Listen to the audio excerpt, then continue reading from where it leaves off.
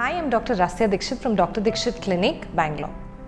I am a dermatologist in private practice from the last 15 years. Often, a lot of patients come and see us because they have a very important event and they have very bad acne.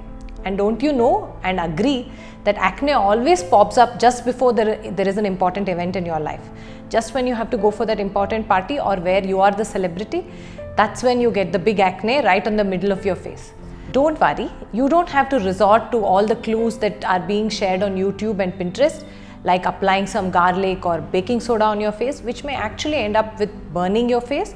Instead, speak to your dermatologist. Your dermatologist can give you a quick shot of a mild, long-acting corticosteroid. This is an injection which is given into the acne itself. This stops the acne from increasing in size, and within 24 to 48 hours, the acne flattens out completely. Even if you have a red spot, that can be targeted easily with a carbon laser spot. So if you have an acne and you want a quick fix, speak to your dermatologist today.